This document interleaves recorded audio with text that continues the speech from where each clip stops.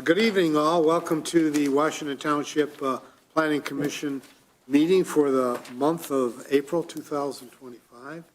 And as our usual modus operandi, the first thing we will do is pledge allegiance to our flag. If you all rise. Thank you.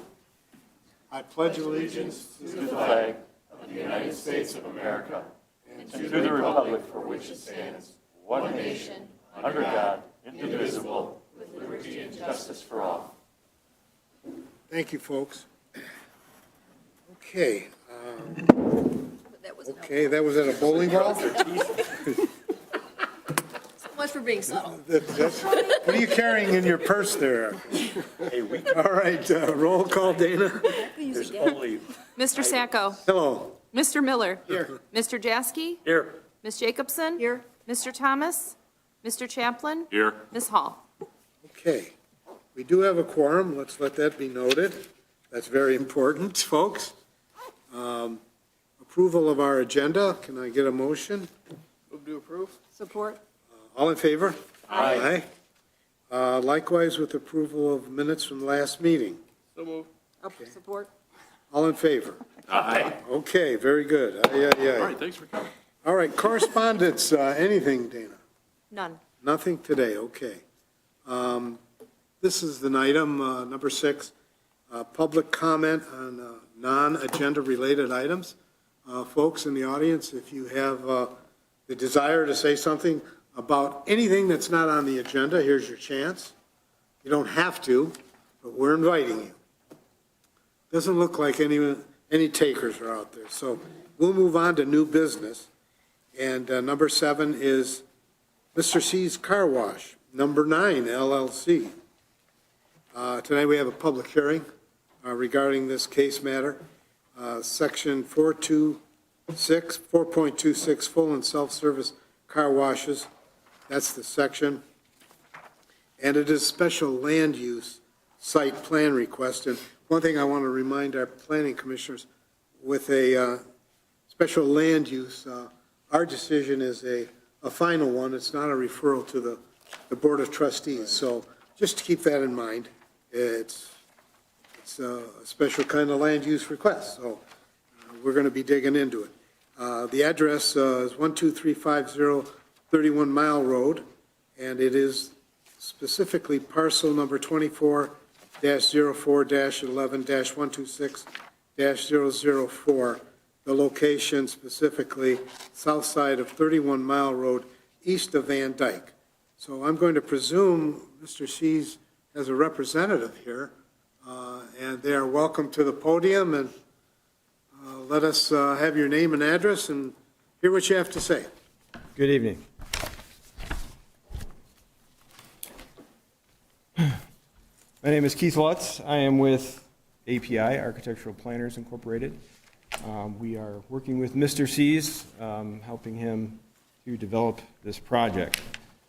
I'm going to give you an overview of the plan and what we're doing. I know you've all had a chance to review the site plan.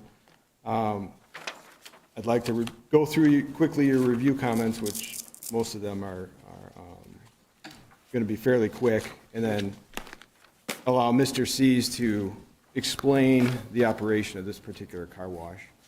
So we are developing what is existing, the banquet center, the 5.79 acre piece of property. We are planning to develop approximately the similar footprint, hard surface footprint, as to what the banquet facility is. Bigger size building, but hard surface area is roughly the same. This facility is 24,800 square foot, full service car wash and detailing. This is quite a bit different than most car washes out there. If you've been to a Mr. C's, you will know precisely what I'm talking about. Mr. C's will spend quite a bit of time, and they pay close attention to detail on their customer service and on their detailing, which is different than most. This location is a little bit different than most because they do not rely on the drive-by impulse customer. Most of this is word of mouth or somebody that they know they need to go and take care of their car that day. Also a membership program. I do want to point out the hours of operation. Mr. C's is Monday through Saturday, 8 to 6 p.m., Sunday, 9 to 3:30 p.m. Closed 4 days out of the year, total of 4 days. Therefore, no evening hours. 6 p.m. would be the latest. This facility will be equipped to handle a maximum of 80 vehicles an hour during peak times. Average will be 40 vehicles per hour, and a maximum employee shift of 15 employees.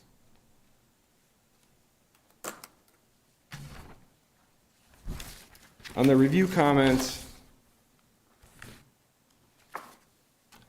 real quickly, I want to make sure that I address most of the significant items. There were several comments that were more or less cleanup items on our part. There were a few items on the site plan. Point of commencement and measurements need to be corrected. We need to list out the adjacent parcels, adjacent zoning on the adjacent parcels. Adding some benchmarks. The proposed sidewalk will be concrete. One of the major items that was listed was the accommodation of the future 60-foot right-of-way. We were not aware of that during when we made the submittal. We have since revised our plan, which is not submitted yet, to accommodate for that 60-foot future right-of-way. We are able to move most everything back to the south and still maintain the 25-foot buffer along the south property. And we can squeeze a little bit here and there to make up for that 60-foot right-of-way. The sidewalk will obviously move with that and be an 8-foot concrete sidewalk. There were some comments regarding the detention and how we handle our stormwater management. That is something that we will work closely with our civil engineer and with the county to devise a solution that will work for them. Another item that was fairly major that we plan to work with is the Macomb County Department of Roads note regarding adopting the standard detail 11B at the driveway. We do need to obtain some clarifications from them on exactly how that is going to work. We intend to take care of whatever that is when we get to it. Note about the sanitary lead, we just got to fix that a little bit. The water main lead, we are still working with our engineer. It will be either a looped 8-inch or a 12-inch dead end, as the note stated. Those were all the Giffords review. The Spalding to Decker review, there was a note regarding the concern over the cement board siding that we show. That is a James Hardy cement board. They're a leader in the industry. It's a 30-year warranty, fade resistant, resist peeling, chipping, cracking. If that is not an acceptable material, we can change that to the brick masonry.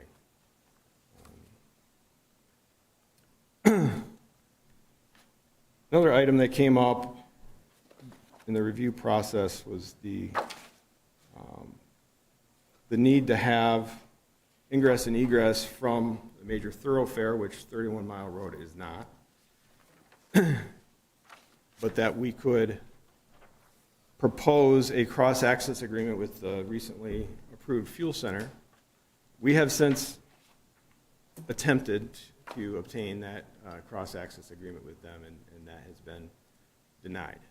We are open to it at any point in the future. In fact, we do plan to leave that area just a grassed area rather than landscape in the event that there's a change of heart moving forward if we were to get approval. And we have since submitted and applied for the ZBA variance. Quick note about parking spaces. We were slightly over what would be allowed. We are going to eliminate 4 parallel parking spaces. We're going to use that as more of a hatched area, which could serve as either a secondary loading area or even a snow pile area on the pavement. The trash enclosure will be updated and details will be supplied, and also landscape screened around 3 sides.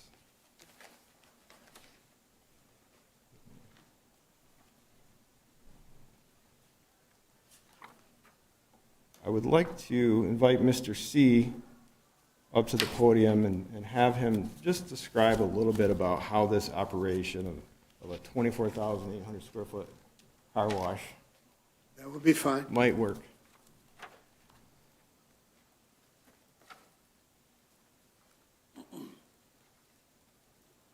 Evening, I'm Vito Catalfio with Mr. C's Car Wash. First off, I want to thank the Planning Commission members for taking the time to help run the community. I want to thank Dana, the Planning and Zoning Director, for easy accessibility and guiding me through this. It's rare, with my little experience, though, to really have city people respond and take care of you. So, first off, we think the building design at API is beautiful. I think it's a compliment to Washington Township. He added in limestone. I think it is a very beautiful building. Second, I want to point out the difference between the location and our 26 Mile and Jewel location. 26 and Jewel has 1 entrance. 31 Mile will have 4.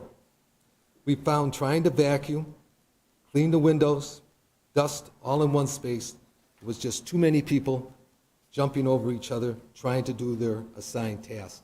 You may have been at our car wash and seen one crew member waiting for the other crew member to get out of the way. Well, this now really goes back to the old way people did car washes. You vacuumed in the back, you sent it up front, you wiped it down. So anyways, we found at our Rochester location, vacuuming in the entrance and drying, cleaning the windows and dusting, it had a much more efficient flow. The latest trend in the car wash is to eliminate employees running. They run them with 3 to 4 employees on busy days. Mr. C's will have a crew of at least 12, 15 people on the busier days. Crew members depending on the day. No one in the area vacuums, cleans interior windows, wipes the door jambs, dusts the interior. No one in the area offers manual polishing and waxing, the exterior, and the shampooing of the interior. With the kindness of the customers, tips, the average hour that comes out for every pay. Some guys make much more, some guys make less, but it costs $22 an hour. There's a little bit of money going there. It's not some, I think a lot of times people perceive a car wash as, you're getting $10 an hour. But anyways, so we do provide a 401k, we do provide a 401 health insurance, we do provide tuition assistance, and it's one of the few places that if you go, you have the fast food, and I don't know where else a 14-year-old, a 15-year-old can get a job. I mean, we'll hire from 14 all the way up to any age. Also, what makes us so different from the mega chains, we are a family-owned operation. 3 of my 4 children and my son-in-law, Josh, are working for Mr. C's. Now, Nina there, that beautiful young lady, okay, she's worked for Integra Commercial Appraisal for 18 years and left them and has been with us for 9 years. I finally got my other daughter into the business. She'll be setting up her office on 31 Mile, and you will see her working the line with the rest of the crew. Owen Stanek over in the corner there, okay, that is going to be the general manager. You might recognize him from the 26 Mile location. He lives right in Washington Township. He's the type of guy that will kill you with kindness. He is just a kind-hearted man. You'll see Owen and Nina working together.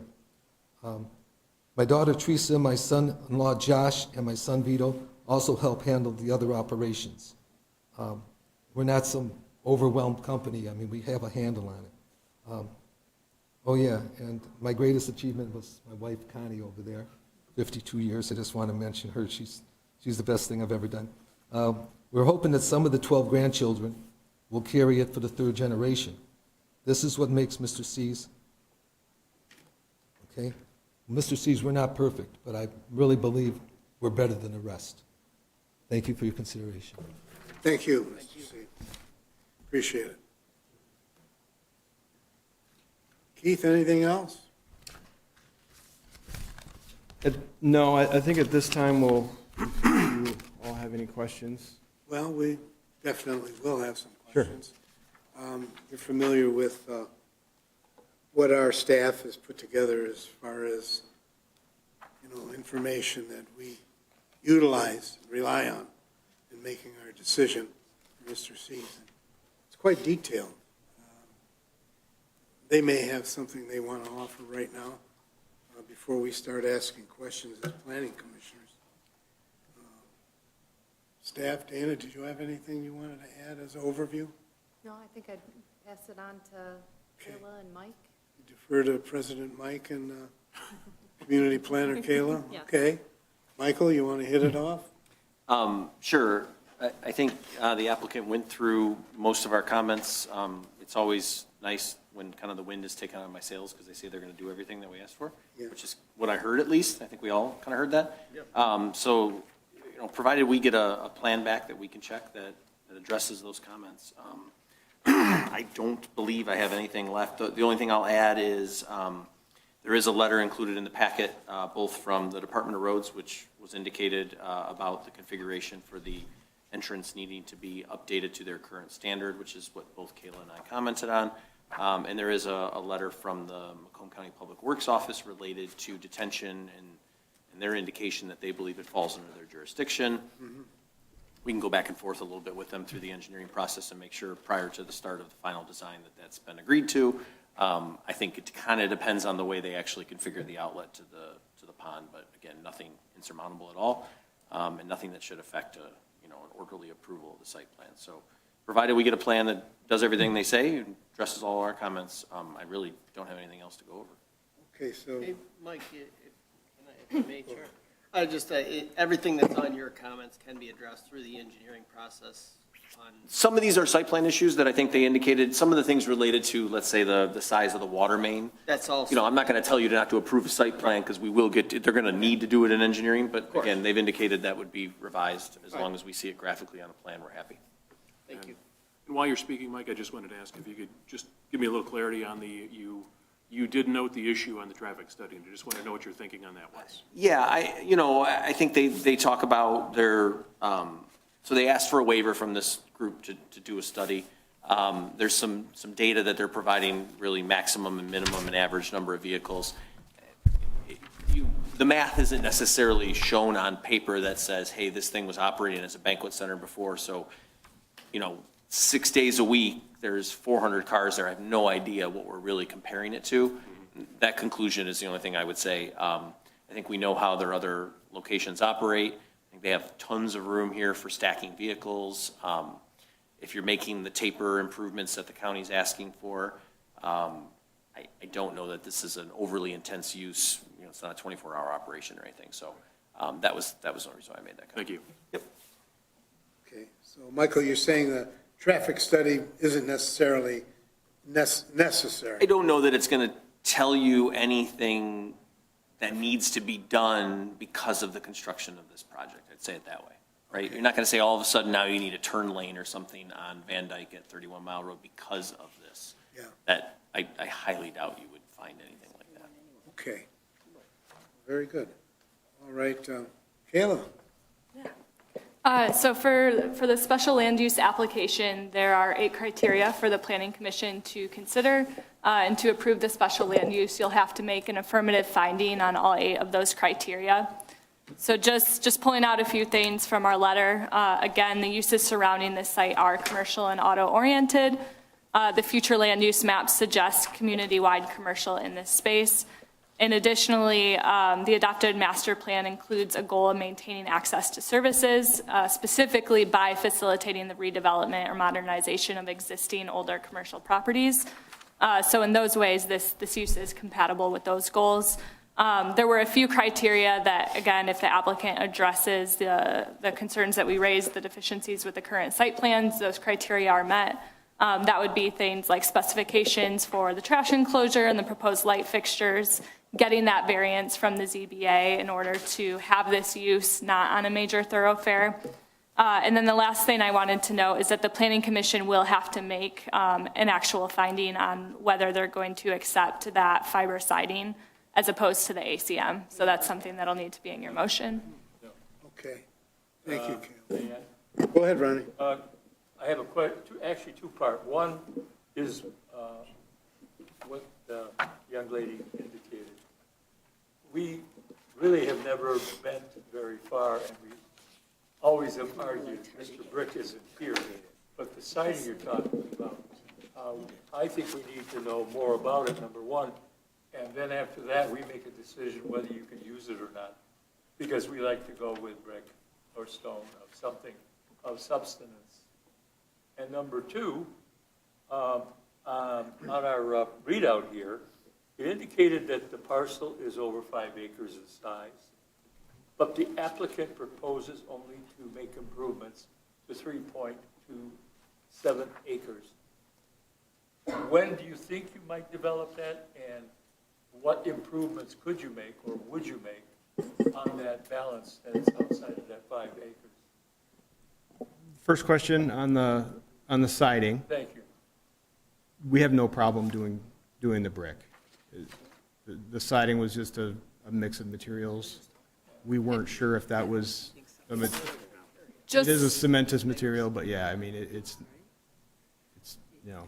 Just a quick clarification. So they're meeting the 90% brick. This is for the other 10%. Yeah. That's allowed to be that ACM material. This is in substitution of the ACM. No, they're No. talking, we see the dormert areas here? As opposed to that'd be different. aluminum. That'd be that's different not with the brick. Yeah. Yeah, That'd So be they different. just have to include that in their motion. good I point. didn't realize that. I mean, anything can be done construction-wise, but bricking above a roof line like that is not easy, and it's difficult to flash. It's just it's a tough way to build. I think the product's got a good enough history that we're aware of how it holds up. I mean, Yeah. Fiber cement lasts for a good long time. I think the only way it would get damaged is if a blind bird flew into it. I mean, otherwise, they've got 91% Well, thanks for brick that or stone, clarification. so, I'm happy with that. I don't even think Mr. Brick would be happy. Do we need a motion for the blind bird clause, or? But in any event, thanks for clarifying that, Kayla. No, that's an important point. Sometimes folks with their property, they like to break up the look, the architecture, and, it is their property. And if they meet the 90%, it's pretty hard to go chasing after them to split up hairs, I think. So I think it would look good. I've got hardy plank on the upper part of our house, so, Sure. it's been very durable in 22 years. So no blind birds have hit it, by the way. the hardy plank, we've not accepted it in the past.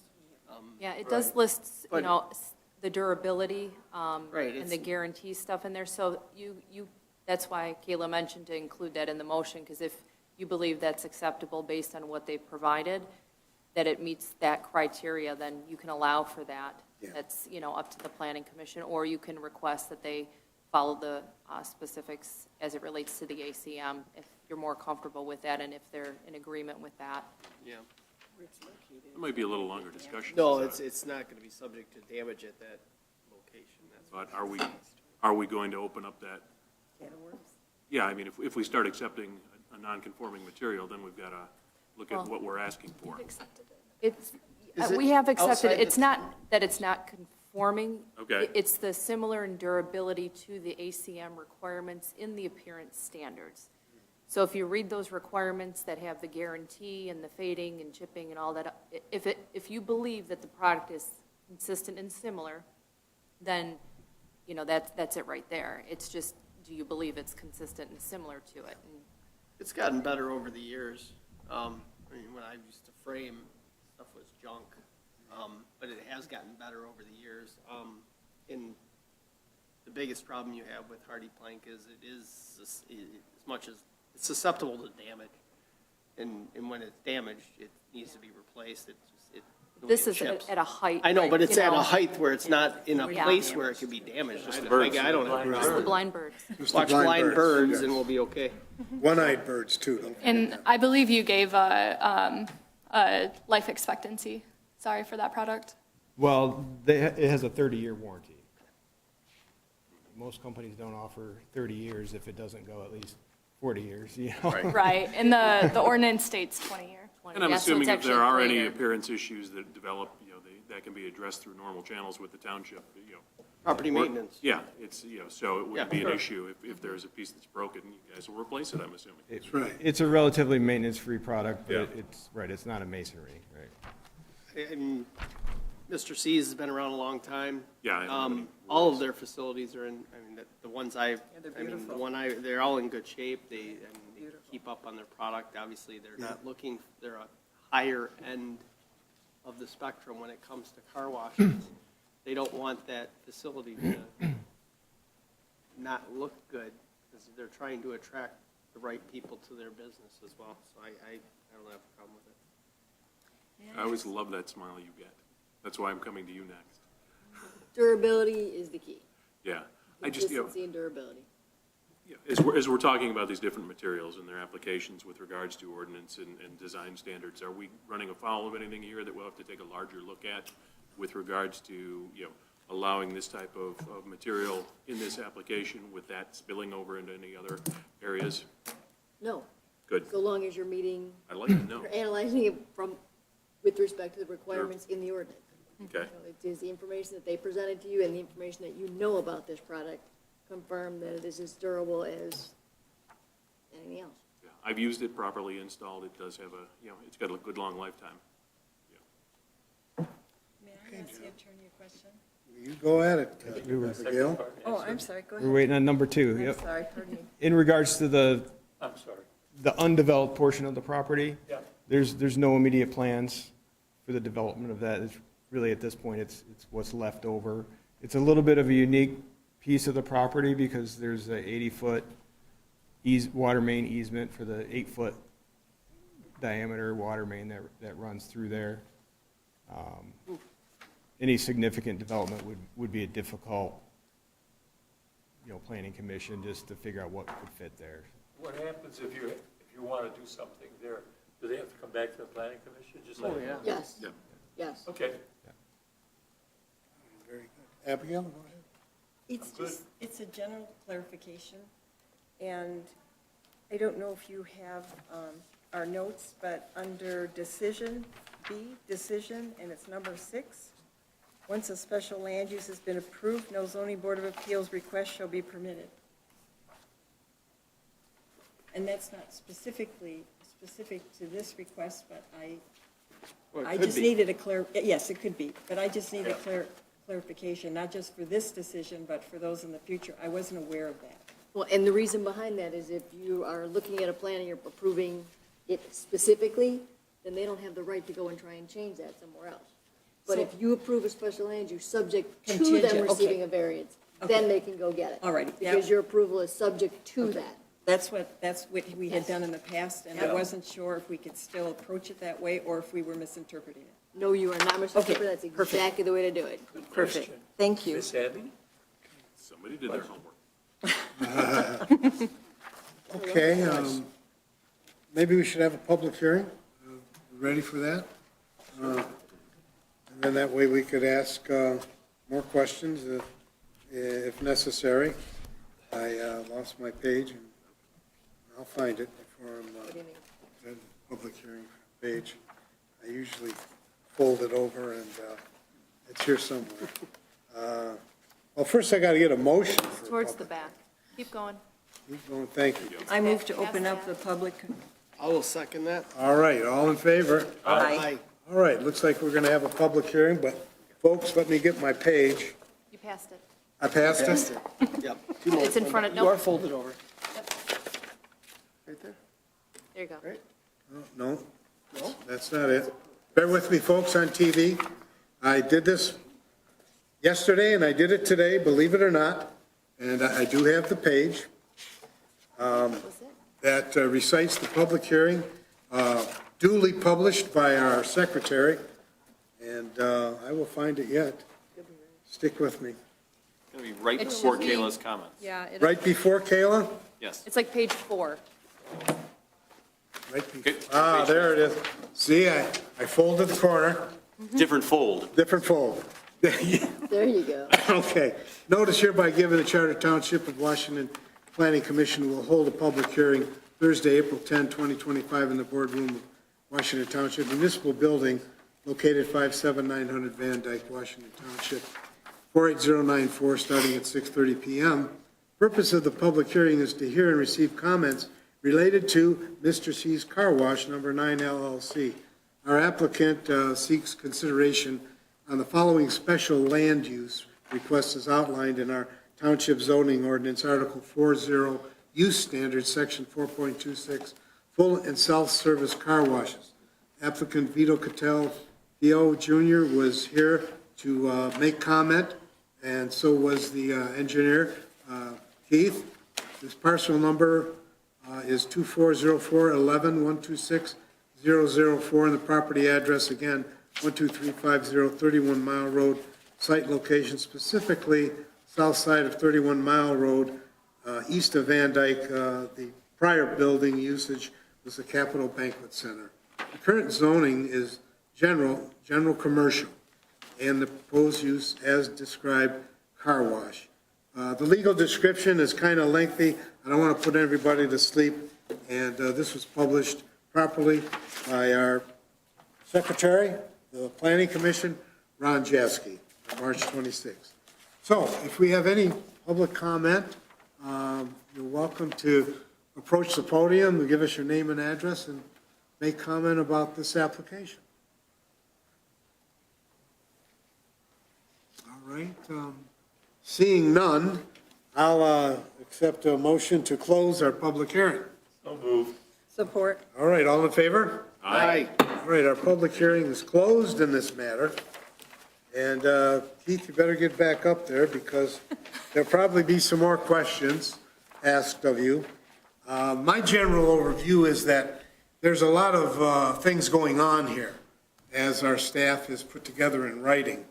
And I just don't know if there's enough here this evening for us to even make a contingent approval. It may require a postponement for you to get a couple of important documents, such as the Macomb County Department of Roads, the Macomb County Public Works Commission. They may have to weigh in, and we may need to have that. And there may be another couple of things that go into that mix after our planning commissioners have their comments, and I'm sure they will. Commissioners, anything else? You nailed it. No, That's it? I think that's the prudent next step is, obviously you guys have applied for a zoning variance that you're going to be, it's going to be critical to the development. So, with a couple of key pieces, I think you guys are heading in the right direction. You've done a good job addressing the concerns here. I unfortunately don't have a lot of questions because you addressed all the stuff that I wanted to hit you with, so that's good. But I would agree with the chair's assessment. Okay. Anybody else? Ron, Abby, anything else? Staff, anything else? Any advice for the applicant on what, probably the next step of what should be procured and from whom?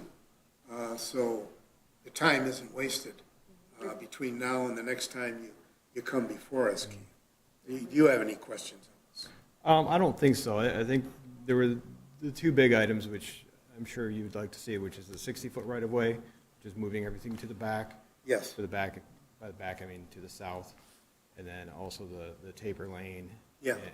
And how that's going to work. That's going to require some back and forth and some clarification from Macomb County Department of Roads to Yes. see how that's going to work. I don't think it's going to affect a whole lot on our site or inside the right-of-way.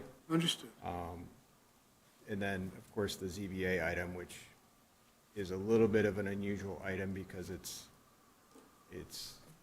out of our control because of the neighbor would have to Right. agree to do it. So, but the site plan itself, if we do obtain that, the plan wouldn't change because we don't have it in there anyway, so.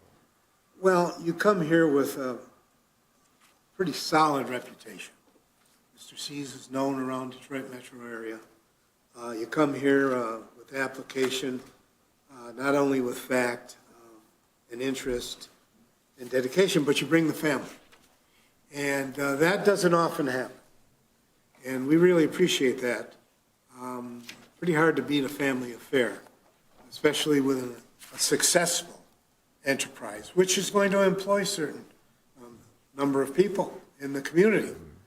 And, a lot of cars out there on the road, a lot of trucks, and folks, they want to keep them clean. And, I don't know what a better usage for that spot on 31 Mile Road than what is being proposed here by the Mr. Seas folks. So, we appreciate the entire effort, believe me. Thank you for that. You're welcome. I do have a question perhaps for Dana. In regards to this next submittal, other than the couple of major items that I mentioned for the reconfiguration of the site, some of the other comments were more so engineering-based, such as the drainage, and we're going to work that out. But are those items required for the resubmittal, or would those just be part of the final engineering? Yeah, I guess I'll Go ahead. pretend I'm Dana for a second. No, in general, if you're going to show something on the plan, that's why we may be commenting Yeah. on it. So if we're not sure on something detention, we want to make sure that there's space allocated for a reasonable pond and you have an outlet. Yep. That's all I need to worry about at the site plan level. So Okay. the short answer is probably no. Okay. We're just trying to be reasonable at this level. Doesn't appear like there are any landmines in this endeavor, so. So in regards to timing, does this automatically go to next month before we resubmit? Or do we have a postpone window to of that time date, that we? right? Yeah, Yeah, we would postpone, but I would need to receive those revised site plans pretty soon in Yesterday? order to have, to process it Okay, for that meeting. okay, So it's just dependent on the turnaround time, and if this needs to be, postponed till the May meeting or the Sure. June meeting. sure. And we can play it by ear, even if things aren't submitted in time, you don't have a chance to get some of the answers and things, we can always, at the May meeting, postpone it to June to allow for adequate time to meet with those county agencies. Right. Okay. But if you're able to get some responses back quick and you can, Really, it's the taper lane. The other stuff is. The drainage, I wouldn't even Yeah. waste your time talking Okay. to Public Works right now. Seriously, at this level, I think. Right, yeah. As long as it seems like it can be made to work, I would get the transportation part figured out first. Okay. Okay. Yeah, I got it right here. Postpone? I think so. What's the next date, Dana? Yeah, are you May 8th? guys agreeable to a May 8th postponement? Yes. Okay. Yes, we are. I'd like to make the motion to postpone the site plan for the 24,800 square foot car wash of the special land use until the May 8th meeting for the applicant to address the concerns from the commission. Support. Okay. You can do a roll call, Dana? who wants to take it? I'm getting this one. She's had enough. He's our boss, so. Yeah, well. Mr. Miller? Yes. Mr. Chaplin? Yes. Mr. Sacco? Yes. Ms. Jacobson? Yes. Mr. Jaski? Yes. Okay. We're going to see you again soon, and Thank you very hopefully much. a decision will be made. See you next month. All right, very good. Thank you, guys. Appreciate you. Thanks. Thank you for coming in. you. Have a good evening. Okay, next item on the agenda, if I can get to my page. I think I got it. You got another folded page in there? This is letter B, public hearing, zoning ordinance text amendments. I don't know, Kayla, do you got anything you want to say about this before we, For Village District? before we jump on the public hearing? I do, so just a quick reminder for anyone in the audience. This Village District ordinance has been in front of the Planning Commission for a few months now. The intent of making these amendments was to bring standards from the village design guidelines into the ordinance where it made sense and reduce the need to flip back and forth between documents. While we were at it, we just made a few changes to modernize this zoning district consistent with the master plan. There's nothing new from what we discussed. However, I would request that the Planning Commission in their motion make a recommendation of adoption with one change, and that is to specify that for residential uses located above a non-residential use, that they be subject to the unit size and a couple of the other requirements from the village multifamily standards. That's, again, it's the way that we would enforce it, but we just want to make sure that that clarification is in there so that those are subject to the same standards as other multifamily within the village district. Happy to answer any questions about that if it's unclear. Okay, very good. Christine, did you, and I'm sure you reviewed. Absolutely, no, I've got no problems with it, I think it's all enforceable. Okay, very good. Thanks, Chris. Anybody else comment before we announce the public hearing? Okay, I'll have to entertain a motion for a public hearing on this. So moved. All right, all in favor? Need support? Oh, Support? Are you sure you want her to support on that? As long as I get to make the motion, I'll let her be. all in favor? Aye. Okay, public hearing is hereby noticed and open and given to, at our Charter Township public hearing at the Washington Township Boardroom here on April 10th, 6:30 p.m.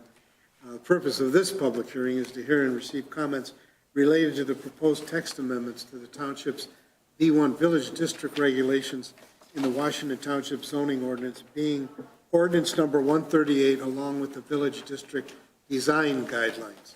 Purpose of these proposed amendments include eliminating the need to reference a separate Village District design guidelines document by incorporating architectural requirements, streetscape amenities, and lighting standards directly into the zoning ordinance, and then referring to the Village District design guidelines as Appendix B for the remaining recommended design elements, aligning zoning standards with the Washington Township's vision for the V1 district as demonstrated in the adopted master plan, ensuring unity with existing development and historic structures, modifying the requirements for drive-through facilities in the V1 Village District, clarifying which design elements are required by ordinance and which are only recommended, along with repealing any and all ordinances and or resolutions in conflict therewith.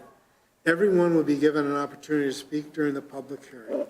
If you have a question regarding the proposed zoning ordinance text amendments, or are you unable to attend the meeting, wish to provide your comments, please contact the Planning and Zoning Department at our email, planning website, planning@washingtontownshipmichigan.org.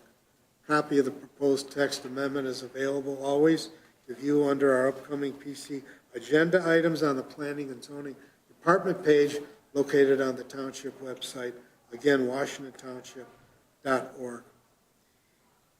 Secretary Ron Jaski, published March 26, duly 2025.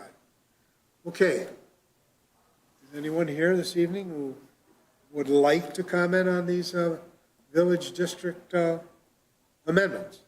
You're welcome to approach and speak. We welcome you. Either of you. Having no commentary, we can entertain motion to close the public hearing. Motion to close the public hearing. Support? All in favor? Aye. Okay, our public hearing is closed in this matter related to the zoning ordinance amendments in the village district, which are always very important, and this updating is quite valuable, as they always are, So, Planning Commission, any questions or Yeah, comments? Through the chair to Kayla, you were, I mean, I just wanted to clarify, so we want to make this subject to residential units above commercial, or above non-residential units, and complying with the multifamily square footage standards for size. Is that ultimately what we're looking for? Correct, specifically the village multifamily standards. village. So again, it's how we would regulate it anyway, but we don't have that clarification in I ordinance want to right make now. sure. I think you've done a fine job with it, thank you. We definitely appreciate this effort. It's not easy at times, it can be slow going, but here we are making progress. So, Commissioners, any other commentary about this before we get a motion? No. No? I'll make the motion to recommend approval of the zoning ordinance text amendments as presented for the village, V1 Village District Regulation and Design Guidelines, and forward the recommendation to the Township Board, subject to the residential units above non-residential units complying with the Village District multifamily square footage standards. Okay, very good. Does anybody want to second it? Support. Support from Abigail. Okay, we can take a roll call on this. Dana, please. Mr. Miller? Yes. Ms. Jacobson? Yes. Mr. Sacco? Yes. Mr. Jaski? Yes. Mr. Chaplin? Yes. Amendments approved. Move on. Congratulations, Commissioners. Very important progress there, without question. Our next agenda item, again, we're dealing with sign ordinance. This is ordinance night. Board authorization to the PC to prepare new sign regs for inclusion in the ZO. Okay, zoning ordinance. I presume that's what ZO means.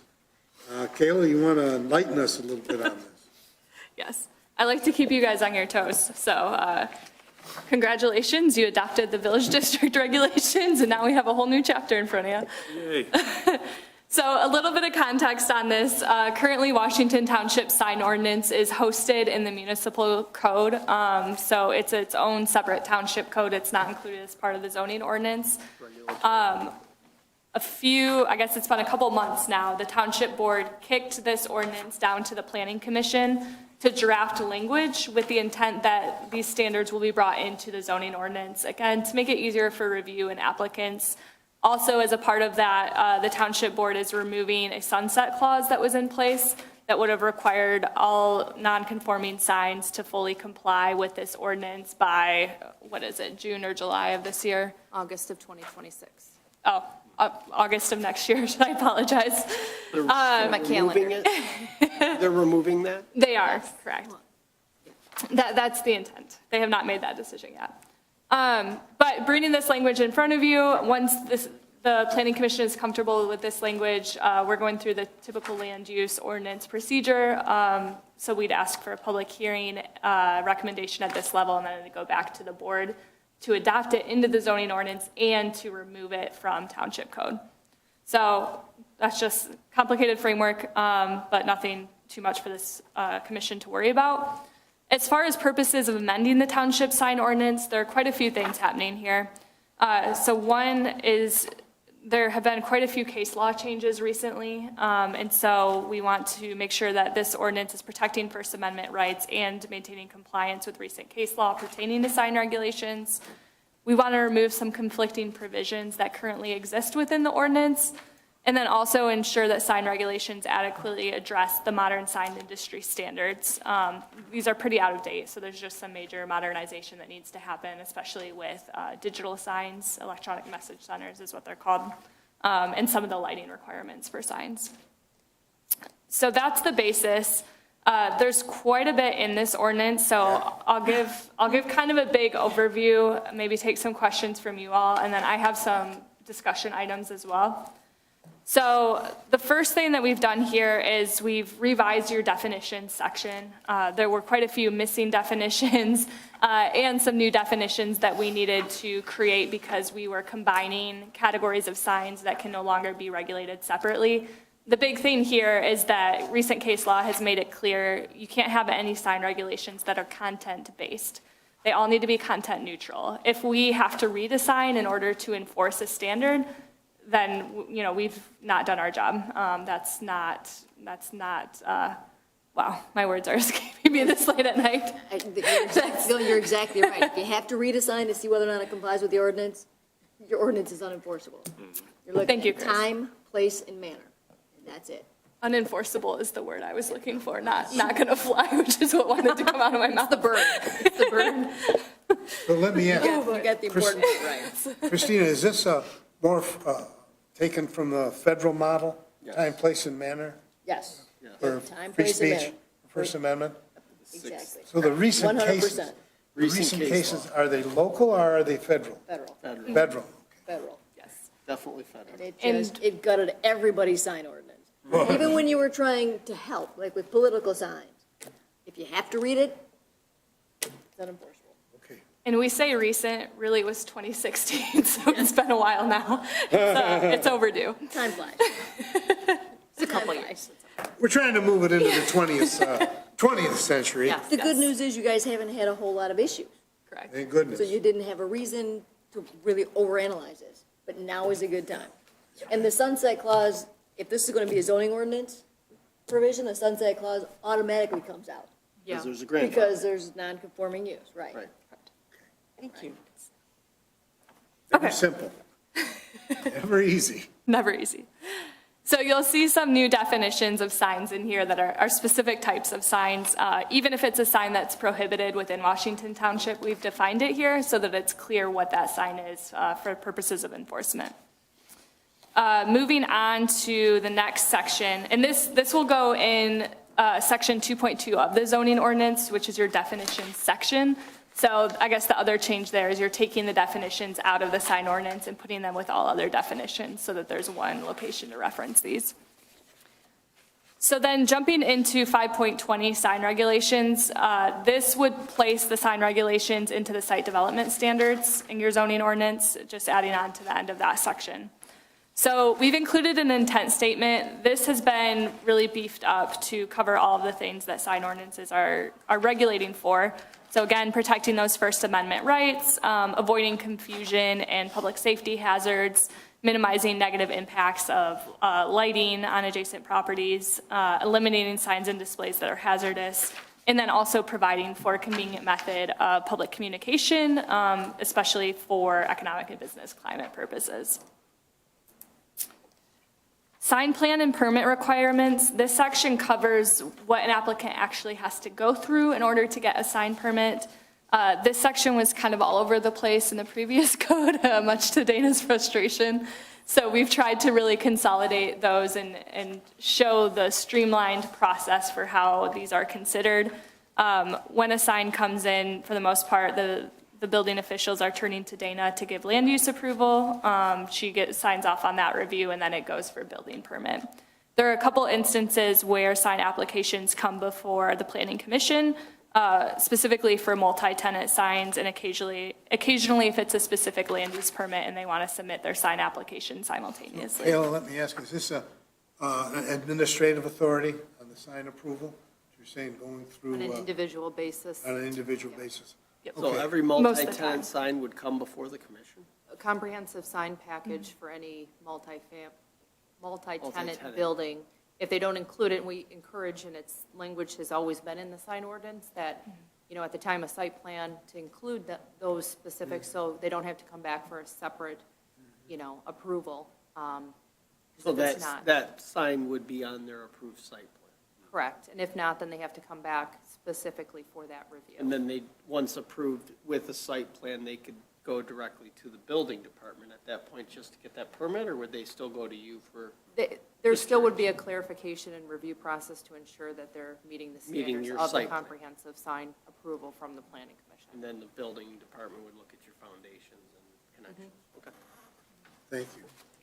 In this section, there's nothing that's changed from the current process, it's just clarified. And then we also added a significant enforcement and violation section. And this is talking about ways that a code enforcement officer would be able, or inspection officer is what you call it, I believe, would be able to actually bring enforcement if there's some violation of this ordinance, or if a sign falls into disrepair, isn't being maintained. It lays out the conditions for that. And one thing to note here is this indicates that the code enforcement officer can go out and remove signs.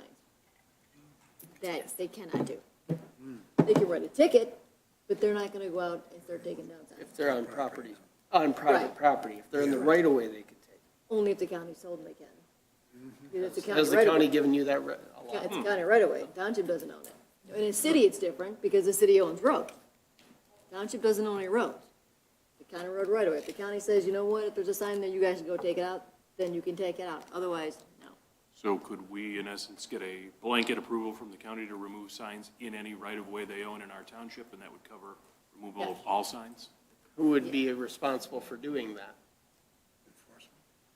I mean, who would be responsible? Would that be a township board action to It get could be a that? supervisor, it could be, Because if they don't, Washington Township's gonna be litter city from, Yeah. from the sidewalk out.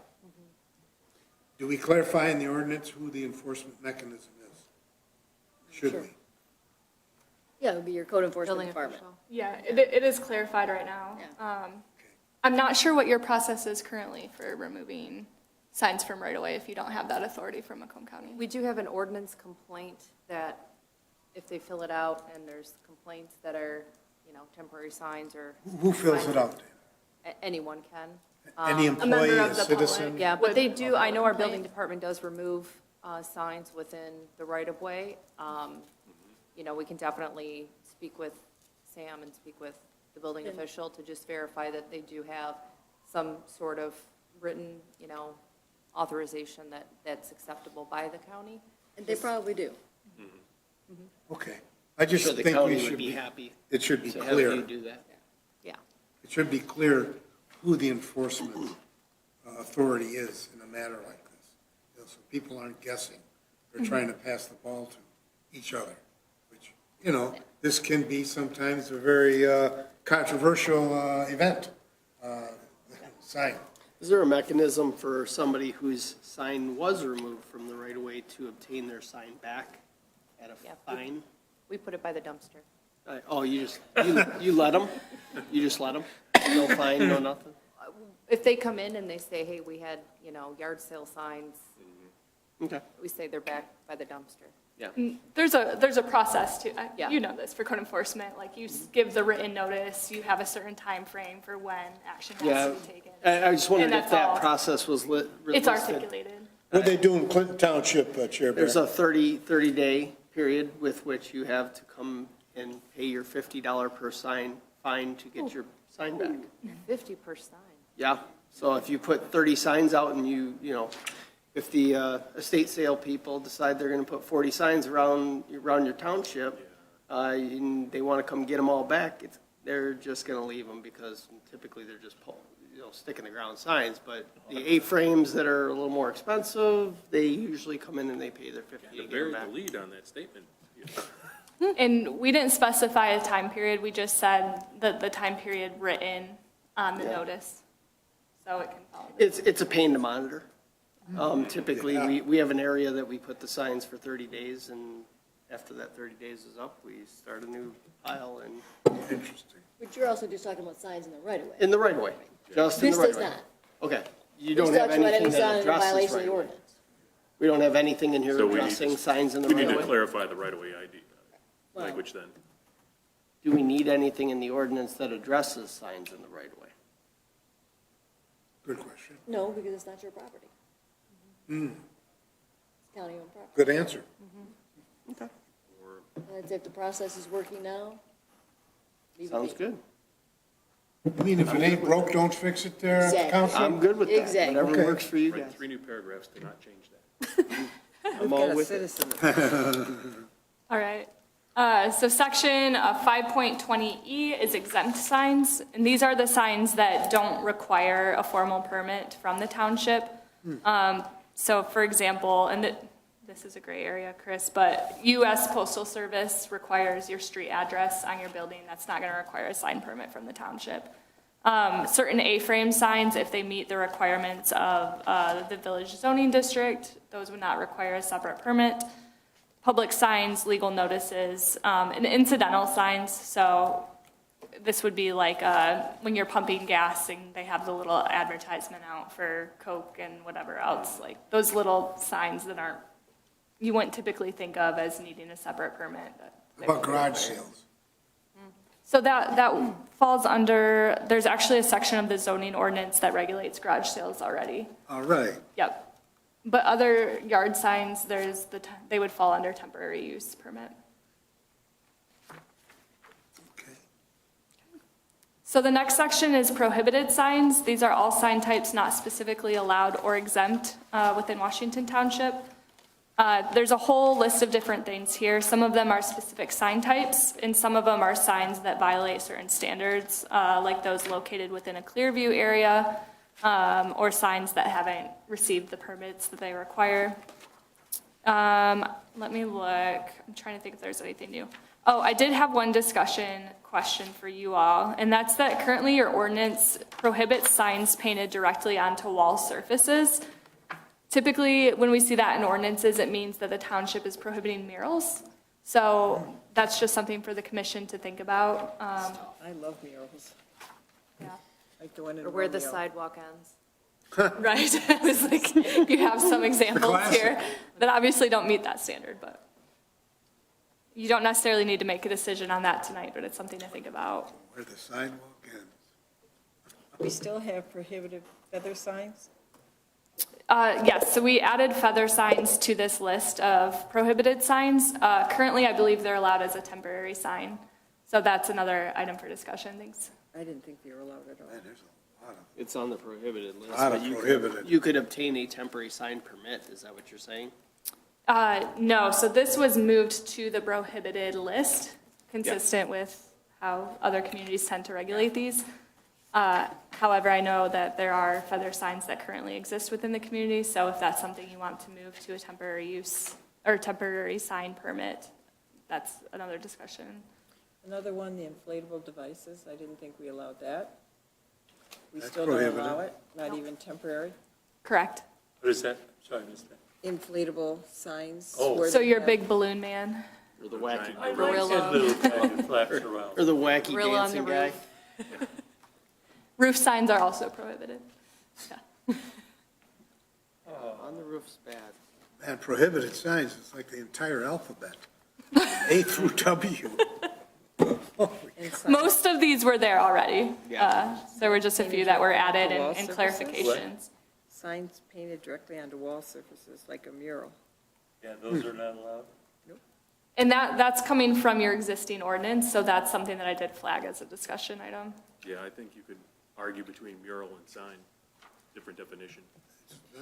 And we've done that for Venue, some other communities. But you can't. It's a little tricky. And some communities prefer to have like their board of trustees be the one that approves murals because art can be really subjective. Yeah, somebody comes to But if me there's with no a mural. text, can you read a sign? What if a famous artist Painting's a comes into painting. town and I want to do a mural on it? Of Sidewall Chair Sacco of this on the side building. of a building. One in Romeo is beautiful, there's another one in Yeah. Rochester. Yeah, so one way that I've done this in the past is if you allow signs that are essentially paint directly on a wall surface, you can, and again, this is gray area, right? Because you're talking about whether you have to read the sign to enforce it, but we have set a standard of how much of it can be copy, like what percentage can be text versus images, and that's kind of what we specify. It rides the line, but that is one way that people That's regulate. kind But you're of not, how it's we not the do it. words that matter. Don't It's allow just the any fact words. that It's just the text percentage. Versus Yes. Yeah, copy. a percentage of the I think area. that would be, That's how we've, I would argue that. Tiger State. because the big mural thing, painting. the big problem with the painted on signs is, like you said, if it's a mural, it has a design on it. Now it depends on what it is. I mean, if the painting on the wall is the business logo, Right. I mean, now- But you now- couldn't prevent that, yeah. you know, now that logo becomes part of the size of that sign. Well, it You know, becomes- and that's kind of how we've done it. And again, whether or not we're in compliance with the new federal regulations is, I remember. I think this we are. from years ago. Our attorney says we are, so I'm good. There you go. But the bottom line, any verbiage relating to the business, relating to, burgers or whatever it is, you know, whatever your business is, that's what we measure for the sign. The picture, I don't know, I'm not an art guy, but I mean, the beautification of the building by the painting is not what we're measuring for the sign size, because So would it just obviously be a that's one of the mural? concerns. Could you allow for murals and just not have it separate from, or is that, would that? Well, you end up getting. It's coming up with the Sometimes you get both. definition. It's Yeah. tricky. You end up getting into a couple of odd areas, because I'm a member of Roseville Masonic Lodge, and right on the corner of Gratiot and Utica. Yep. There's a building over there that everybody's aware of, that's got some murals on it, and they've been, it's been there for decades now, and the content sometimes changes, and it's been controversial at times and not so controversial at other times. So if you start allowing uses, you only get what you get. So Right. it's that one has been the subject of more than a few discussions, and I think a couple of lawsuits over the years. Sure. Your billboard? Yeah. What do we launch, a mural permit? We need to have board of application. Some do, yeah. Mural Or you permit? just say you don't allow signs painted on walls and move on with your day. Right. And that's most likely why it was in here. Because And then you're it not gets judging the complicated. content. Yeah. Yeah, we don't, in our ordinance, we also have a provision that you cannot paint buildings. So if someone wanted to come in and they wanted to do a mural, technically they're painting, they're adding paint.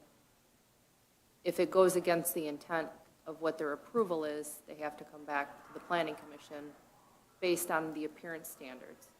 There is a little paragraph in the appearance standards, so, I don't know if that falls in a gray area of, if someone wanted to do a mural, and they came in with, paint guarantees and Yeah. Would it other be, things. would this be appealable? If a sign was applied for on the side of a building to be painted on it, is that something that the ZBA could hear? No, because that would be a use variance, Okay. not dimensional. So that's not, It'd be using it in a way that's not permitted by the ordinance. so there's no avenue for them if if we say no, it's no. And how do you undo it? That's a problem too. I mean, it's like putting up a building without a permit, then what do? Yeah. We don't make them take it down. No, but a circuit court judge could.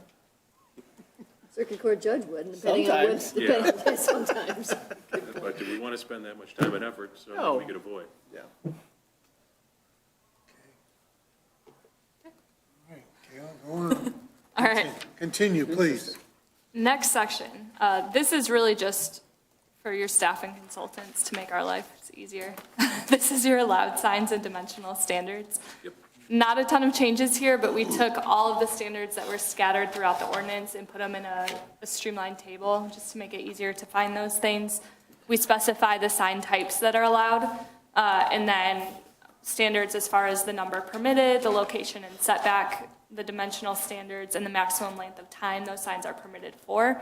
And we specify those things for each of your zoning districts. So your residential zoning districts, your non-residential excluding the village district, and then separately for your village district, because there are some key differences there. Excellent. One sign type that we are proposing that's new is limited duration. So this is different from your temporary, which tends to be like a 30-day time period. The limited duration allows a little bit more time, but is still not intended to be a permanent sign.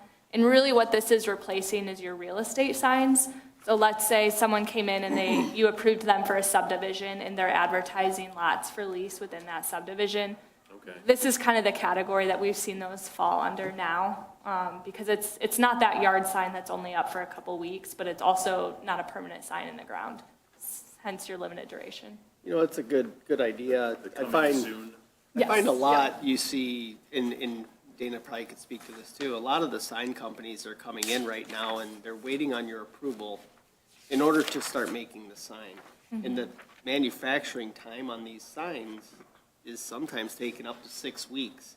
Problem with that is the building department at the same time is authorizing a certificate of occupancy to this new business, and now they don't have a sign for 6 weeks.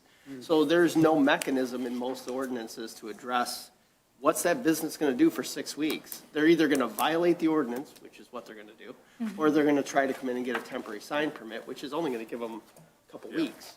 And then for 4 weeks, they're going to be violating the ordinance. So this is a nice nice way to go. I mean, 30 days, you know, hopefully it gives them a little more time to work with their sign contractors.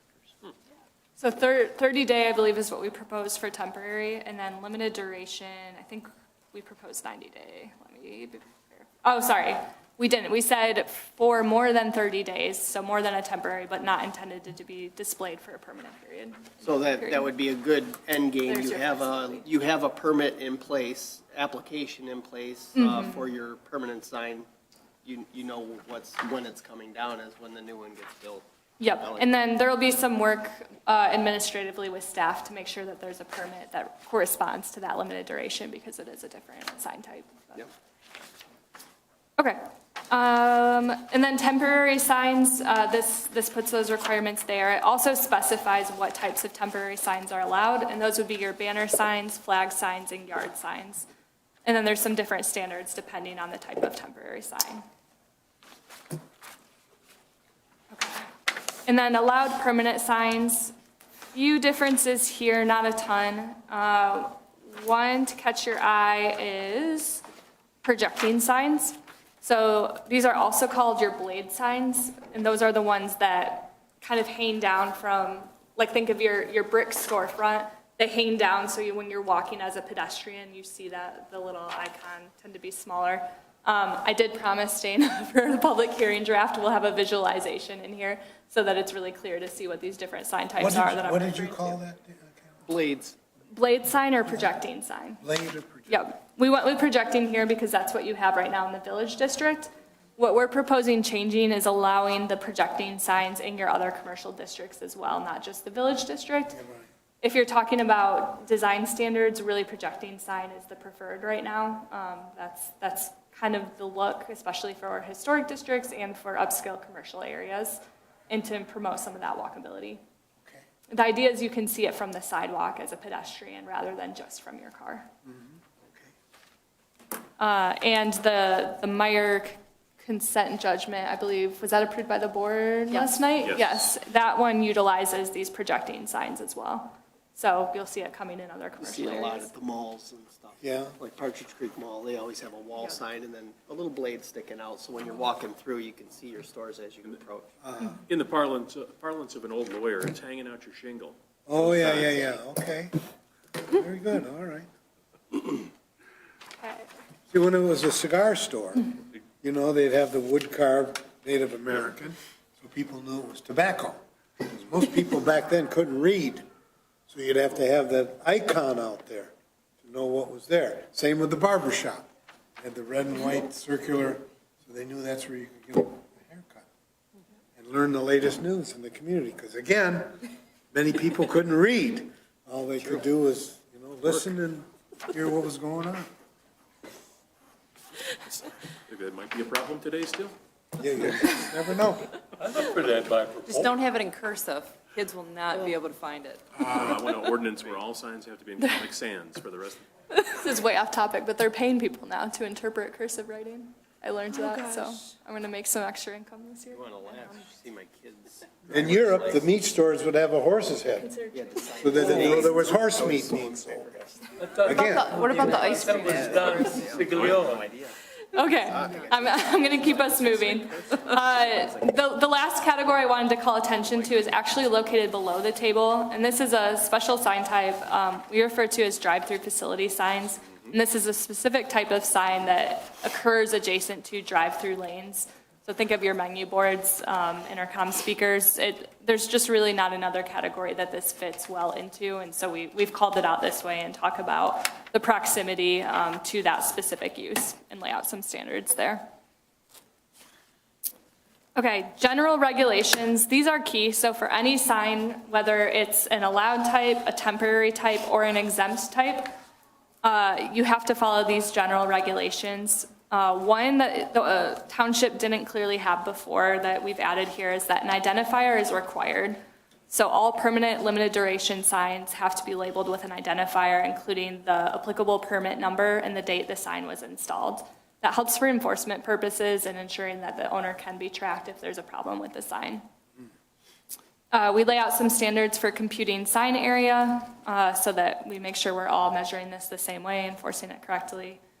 There's the width to height ratio that was already in ordinance, some setback standards, and then also minimum clearance standards. And then there's a few standards that are related to addresses specifically, and this again is for emergency services and the U.S. Postal Service, but those standards are found in here. They were in your sign ordinance before, so we've kept them in this section. With the drive-through facility signs, I noticed there's, and that may be the specific requirement right now, only one drive-through sign per lane allowed. Yes. It's not uncommon for them to have the pre-menu board. In fact, almost every drive-through facility has two. I could see this as a thing where they're going to be coming to ZBA for two signs all the time. Well, first you And I get to the didn't know. A-frame, then you get to the first menu, then you get to the second menu. Well, I just say, I mean, at least it's a nice tool for your ordinance department to be able to say, when they want to put their flags out front, to say, hey, listen, we already let you have a pre-menu board, which is where you're putting your advertisements and you're showing what you're selling. You don't need to have a banner out front. You don't need to have all these things. And it just, it's a nice way to organize it. I just think it would be wise to put two per lane. I don't know. I don't know what the right way to go is, but it might be a Could be like conversation. no more than two, or, per lane. However, or I don't have any issue with that. Are the commissioners okay with that? Yeah, I mean, Okay. it's fairly standard. now. pretty You standard. drive I mean, restaurants. Panera's got one, Starbucks always has, Culver's. almost everyone you go to now. Mickey D. Perfect. All right, I will make that change then for the public hearing draft. Okay. And I think we made it through our general regulations. So the next item is sign lighting requirements. Before we move on, I did have Yeah. one question. I was looking at the setback requirements, Yes. and I was just thinking about the projecting signs. Do we have any areas where that would be an issue with storefronts being close enough to the front property line where projecting signs would be in right-of-ways or coming too close to a property line for the ordinance, or things that may be coming in the future? So I believe there's a provision about how far they can project from the building surface. Let me just get back to that. And then there is a provision for clearance as well from the ground, so that There's an nobody's 8-foot running their height heads in. above the ground. I see the height in the max area, Projecting, And it can impede pedestrian or automobile traffic. right, but I was specifically looking at the 10 feet away from a property line for the Yeah. setback. Yep. Yep. If we're a business like downtown Romeo where they're at the sidewalk, and then you've got projecting signs, I don't know if we have any, none come to mind. I mean, there's a couple that could fall there a into that max if we wanted size? it, but I can add that. Typically there is, Oh, and I max thought size. that we had in here. I wonder if I'm 25 missing it feet. somewhere. Well, 8 because feet not from the all bottom. projecting signs are the same. Projecting sometimes are hung from an overhang. well, know. it could be a vertical, it could be a horizontal. No, I it could be, agree, so yeah. to say they can't project out this way may not apply if there's an overhang above and they're hung by a couple bars, 3 feet wide, Right. It's a difficult one to lay out. The 25 square foot kind of lays that out, and as So- long as it does not project. I can add something, and I intended it for it to be in here. Typically, it's just a regulation that the projecting sign can't project more than 5 feet or whatever it may be from the surface of the building. Yeah. So it accommodates multiple types of signs, but you have kind of that distance, so. Right. Makes sense. Yeah, I'll add that back in. Thank you, John. Good, thanks. Let me make a note of that really quick before we move on. Projecting. Okay. Anything else before we go on to sign lighting requirements? No? Good, all right. Sign lighting, not much has changed here. There was one comment for you all, and that is related to channel letters. This might have been in our prohibited signs. It sounds like in the past, channel lettering, which is essentially a sign that is composed of separate letters with lights inside each letter, those have been allowed in the village district in the past. However, the intent of the village district design standards is not to allow for that type of signage, to only allow for signs that are not those individual cutout letters, basically, that go together. Neon signs also aren't allowed in the village district. There are different types of illumination that are allowed, for example, like a spotlight on a sign. So what we've done is we have prohibited the channel letter signs here. A lot of communities don't allow for those, but I wanted to ask the Planning Commission's thoughts, if they have any specific thoughts for or against that type of signage. The only ones that annoy me at times are the LED lights that are, signs that are brighter than all hell, and they're a distraction. They are, I think, an unsafe distraction for people driving on the road at night. More like ground signs, though, not building. Yeah, ground signs. Yeah. You're talking EMCs? Is that what they are? Electronic message centers? Yeah. Yeah, something like that. Aren't there design standards as to, they're supposed to dim down, right? Yep, and we've added those requirements, so And we we'll have get that? to that next, Oh. yeah. Yeah, Okay, but for good. the building signs, I think that, just the clarification on the direction that we want to go. I know there, there's been, just like Kayla said, support in having them and then not support in allowing for them. So just And some direction. I got a little bit of ahead of myself, I apologize, because the place where we have those as prohibited is in the village district, which is the next section of this The next ordinance. section, Yeah. So I can talk to this first, then we can come back to that question. Okay, good. So for the sign lighting requirements, we made sure that the same standards that apply to the electronic message centers actually apply back to all sign lighting. And that's really to protect your lighting ambience and make sure that no sign is creating too much extra light, especially during nighttime conditions. There are some key differences here. Your previous ordinance relied on a measurement of lighting intensity. This is really technical, but it's NITS, N-I-T-S. That is not actually the best standard for regulating because it's focused on the illumination at basically within the sign and not on those ambient conditions that are created when you actually stand away from the sign and measure that light intensity. Okay. So we changed this to foot candles. This is consistent with national standards and recommendations from the Sign Research Foundation and from other partners in this space that protect municipalities. These are municipal leaders. So we focus on the 0.3 foot candle measurement, and that is based on a certain measurement distance. There's a calculation we provide for that based on the size of the sign and then also the distance from the sign. And then we lay out criteria for how a code enforcement or building official would actually go out and measure this if there was a complaint about the lighting. So it sounds technical, but this is the easiest way to measure. You can actually go and get the tool for it at your local Home Depot or Lowe's, and so it's an effective way, again, versus the NITS, which you're just relying on the sign maker to tell you the intensity of the sign. It's not best practice. Any questions on that? Okay. I'm assuming, obviously, the electrical inspector would probably have that tool for what he's doing inspections on for the foot candles at the property line for site plans as well anyway, so. Yeah, In most cases, they would. yeah. Yeah, if not, it's a very cheap tool to It's go out and not buy. that expensive. Okay, now getting to the design standards specific to the Village Center zoning district.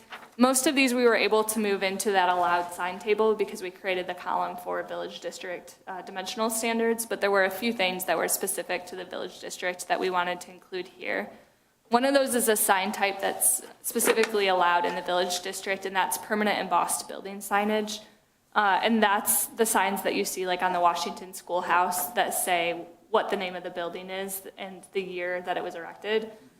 So think of it as like, it's incorporated almost as an architectural design feature, and it's very common in historic districts. We didn't want to lose that, so we moved it here. And then here's where it specifies that in the village district specifically, these internally lit signs, including neon and channel letter signs, are prohibited. If I can add something to that for the village district, there's a lot of properties that there's not a lot of room for a monument sign, especially in some of the, obviously the repurposed buildings, that's where, you know, as far as having something that's lit and a little bit more visible on the building might be beneficial.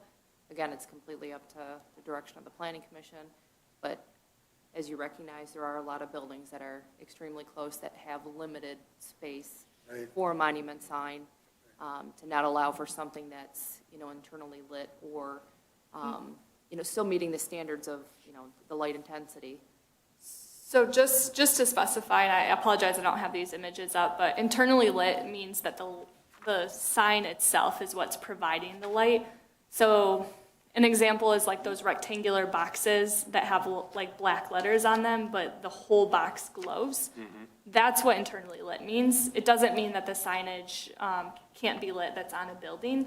It just means that you're more looking at like a spotlight above that's shining down on the sign itself, or pointed somewhere off the building, shining up, shooting a light, sorry, up at the sign. It's not coming from within the sign. Does that make sense?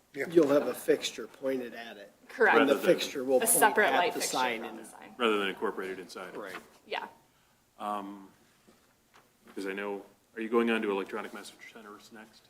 Are y'all ready for me to move on there?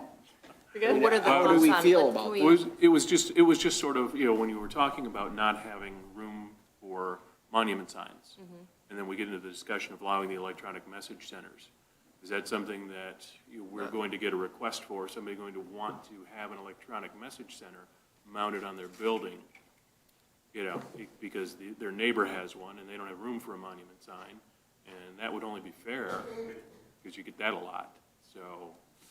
Could be in the village, John, there's a lot of That's my properties concern is. right up close to the I street. don't like the. Does the language of the EMC, does it limit it to only your monument sign?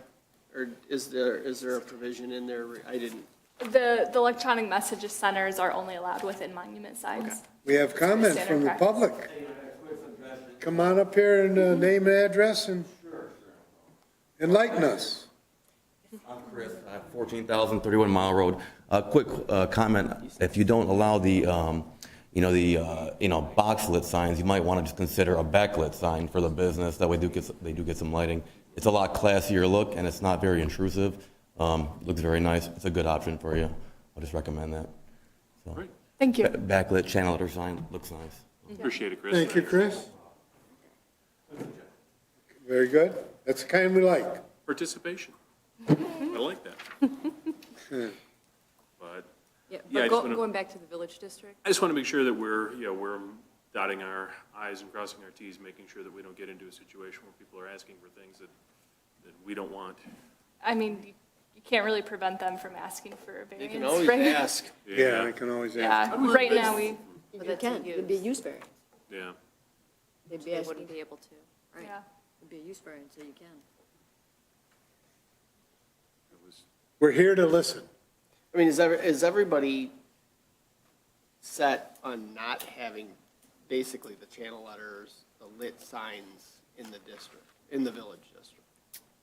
Are they comfortable with the signs being secondarily lit by a fixture, basically?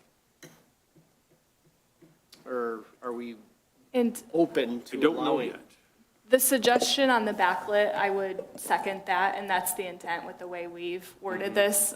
We actually have a definition for channel letters that talks about the internal illumination versus the backlit, so. Okay, For the village? for any sign, right? No, village Or are district. you talking? We're just Channel- talking. For what Village district. channel letters is defined as, and yes, channel letters are only prohibited in the village district currently. Okay. So I'm good with what was written. Yeah, Yeah. and you're not making a decision tonight. Tonight, we're only asking you to set a public hearing date, so there's still time. Right. At the public hearing, we'd like to have the right document in front of us at that time, right? Yeah. So, Right. But if you change your mind later, we'll understand too. We can fix it. There's time. all right. Maybe take a look at the signs as you guys are in home and kind of see what's existing now. Yeah, that's see the what thing. seems to You be have a lot out there right now. Calm, Yeah. the appearance of what you would like to see as we move forward. Makes sense. Okay. So 2 electronic message centers, just briefly, these are permitted as part of an allowed monument sign, and this is consistent with what you have currently. We're clarifying, because there were a few different standards in your ordinance, we're allowing the electronic message center to occupy 50% of the total allowable sign area. That does mean that any sign that's built, it can't be only that electronic center. There has to be some kind of like architectural item or the permanent identifier as well that says what that sign kind of corresponds to. So if you're thinking about an elementary school, they typically have the monument sign, there's the pillar, whatever it stands up on, and then the name of the school before they get into the message center, so. Or ours right up front. Yeah, thank you. Those standards are identified here. We're requiring that they include the programmed auto-dimming technology, and then these are also, of course, subject to our sign lighting standards, so those same requirements about the nighttime ambience, those are all apply. The minimum image display duration is 5 seconds. That is, again, based on industry standards and recommendations. The 5-second time frame is enough that they can cycle through multiple advertisements, but not so much that you're distracting drivers on the road. You want to give time for drivers to read it, because if it's switching over like mid-time, it just is not, it's not a good thing for drivers. What about Okay. animations, We don't allow. 5 seconds. Don't allow, yeah. specifically prohibited? Yes, and that, I believe, is in the prohibited signs, but we Okay. can reference Yes, that it again is. here. Yeah, we talked a little bit about. How do they fall in? Just the same way And- every other business. Yep, any church that would be allowed to have a monument sign, it just, As far as the messaging on the electronic Same. Same. sign, what if it says, everybody's a sinner, is that offensive? If you have to Doesn't read it. matter. Doesn't matter if it's Yeah. offensive or not. We can't regulate content in any way. Just like your political signs. Same concept. We can't tell you what kind of sign to put in your front yard. Okay. The next section is billboards. These standards pretty much all existed. The only things that are new, let me scroll down here, is that the billboard must display a non-digital identifier. So again, this is ensuring that there's something that corresponds back to the applicant, and typically on the billboard, we want to see who the owner is. That's become quite the issue. And then electronic message centers, this was the other clarification, is that electronic message centers are allowed on the billboard. And then we clarified which provisions of electronic message centers apply when it's on a billboard. So they're subject to B through D of the section before. So that's that programmed auto dimming, the minimum image display duration, and the lighting standards. Are they required to have that camera where they're able to look at it and see what it's displaying? I think almost all the new ones have that, so that We can they're monitoring certainly add that that. somewhere off-site, so that if for some reason it's malfunctioning, or it's not Somebody- displaying, or whatever. Somebody or gets it's not, hacked. Or someone's hacked into it and That's happened. Yeah. said everyone's yeah, a that's sinner. Been or a couple something. issues of that. Yeah. That's an issue. Let's I don't go know. ahead and add that in. Yeah, I think you're right that that's kind of best practice You guys now. thought I wasn't paying attention, didn't you? A little bit. You read it early. I know. I have a question though. Gold stopper. You've got it as a special land use. It's only in one district. So what would be the reasoning for having it as a special land use if you're only allowing it in the industrial district? It doesn't seem like a very intrusive use. You know, it's not increasing traffic, it's not, you know, the lighting standards are already set forth in there. Is there any opposition to changing that? That's our current Not for standard. me. They Should have we the- include IRT with industrial, since we have that as a new? Touches the freeway. New Yeah. industrial category. Yeah, just in How many case- billboards you want? Just thinking. Okay. It's still, even with the allowing it for those zones, there are other restrictions as far as the distance between billboards and having it be adjacent to the freeway, so. You So, could increase, yeah. those- you could increase those You'll- distances. Yeah, you can't have them stacked. You could increase, you know, you've got it at, 1,000 square feet. Requires an extra. Could be 2,000. It could be, 1,500 has definitely been, And that's despite the side of the freeway it's on, so if you have it on the east side, you still, even if it's on the west side, there still has to be that 1,000 feet distance, so. So you can't be across from each other. You might have to. Okay. how about Staggered. V-shaped billboards? What shape? V-shaped billboards, we've got. Oh, the, Oh, yeah. As long as they don't exceed the And it sign still area. requires through MDOT. There's still a process through them. Really, on the sign? Well, and yeah. if there's permits, because technically, and I don't know what's, if anything has changed, is they weren't allowing new permits. So any existing permit holder was selling their permit rights, and it could be any state highway. They would sell those rights. They could then use and transfer that permit over. That's how the one that's now Marino's, but United Lawnscape, that was a Right. permit from a different community that was purchased and then issued. So I don't know if that's still the process, if they're issuing anything new, but, you know, I know that was at the time when that one went through. Do we need to include reference to that? No, it's a state No. law. No, because they have to do it. It's a, They they have have to to get it or do they it. can't If they're do it. gonna, Yeah. if they're gonna be abutting one of the In the, one of the M roads, you're pretty much, they have to follow those guidelines. Right. the state won't grant a permit until the local jurisdiction does either. They verify. Okay, good. What was the comment on the V-shaped billboard? Does that count as two billboards or a single billboard? So I did That's the misspeak norm. when Chris asked about that. Currently, we prohibit what we refer to as tandem billboards. So Okay. if there's two next to each other like that, just allowing the one. And I think that's, again, kind of modern practice for what gets built anyway. Well, I mean, most of them are built with a slight V to them. So that would be considered a tandem billboard. So those are prohibited currently, where you'd only allow for the one. Again, that's something that you guys could change, but. Okay. I'm good with that. You get one. And then the last item, well, last two, I should say, are related to some of the design aspects. So materials used in the construction of the sign, including the base, shall be constructed out of brick or stone or material similar in durability. So that's the base, so you don't end up with just a billboard on a pole. It's consistent with the other appearance standards within Washington Township. And then also requiring landscaping around the base of the sign in the form of low-lying landscaping features. And I would say, you know, for the most part, new billboards that have been placed meet these requirements. That's kind of the direction that outdoor advertising is trending, to try to make those signs appear a little bit nicer in nature. Non-conforming signs, this is just specifying that non-conforming signs can't be enlarged, relocated, or structurally altered unless the sign is changed to conform with all provisions of this ordinance, and that would, of course, include your permits. But it does specify that changing the text or copy of EMCs or on other signs that are designed with changeable copy, that does not constitute, you know, an alteration. So if you permit a billboard, you don't have to require them to get a permit every time they change the advertising. That's obviously not the intent of this ordinance. And then the other exception there is LED retrofits. And this is, again, sign best practice. So you want signs that exist that are not currently LED to come in and get the LED lights. It's safer, it's more energy efficient.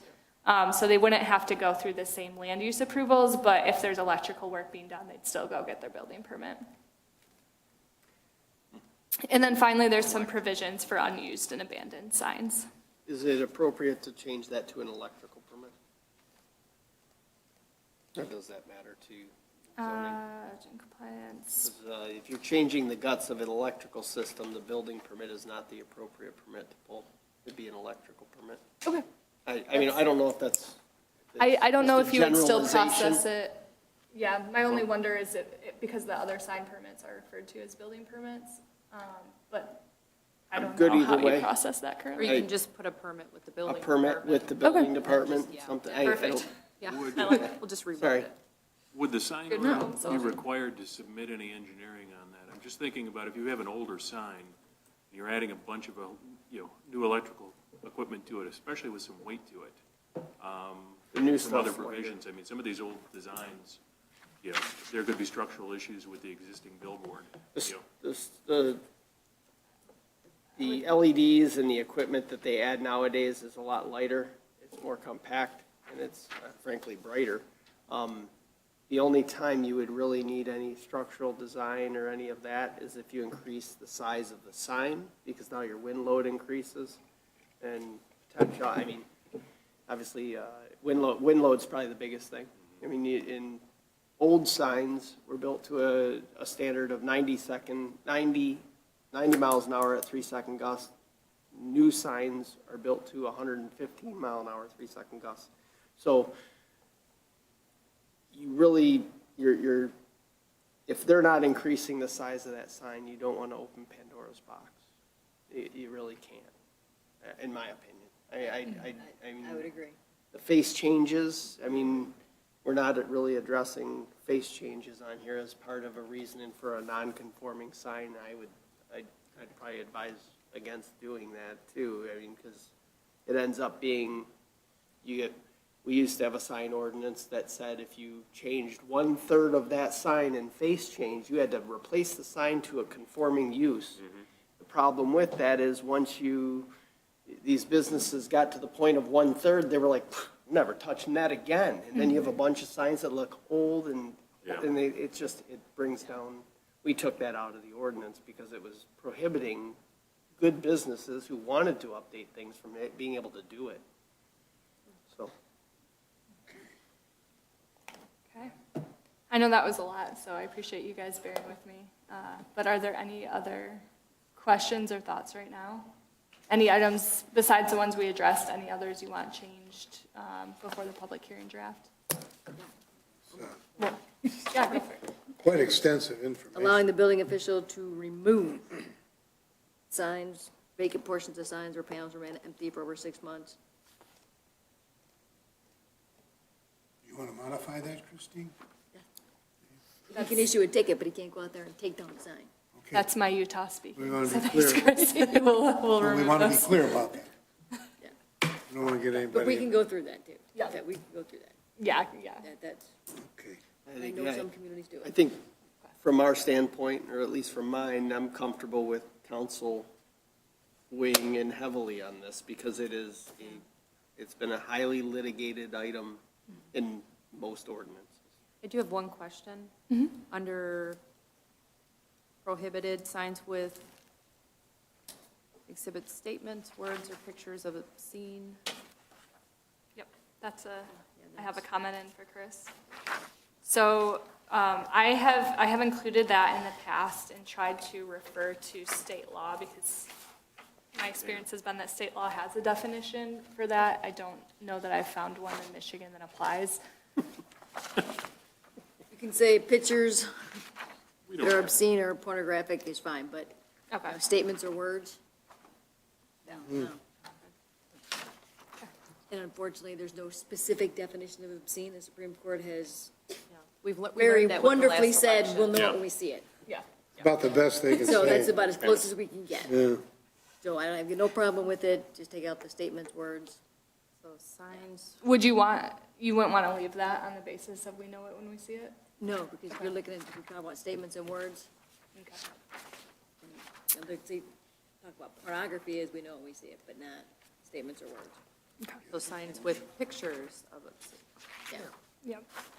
We'll make that change and take out. If somebody puts a sign in the front yard that says, Well, with the election, that's why right, I know we had some complaints. they can do that. They've got a First Amendment right to use whatever word they want. Never mind. There's Wolverine fans that put all kinds of crazy stuff that I find obscene.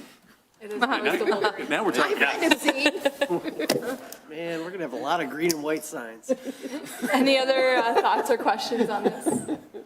No. I'm comfortable if you guys are ready. I'm I'll good. make a motion to set a public hearing date for the purpose of hearing and receiving comments related to the proposed comprehensive rewrite of the sign ordinance and place this on the May 8th 2025 Planning Commission agenda for public hearing. Support? We'll do a roll call on that, I think, Dana. Mr. Miller? Yes. Mr. Chaplin? Yes. Mr. Sacco? Hello? Mi- Yes. Ms. Jacobson? Yes.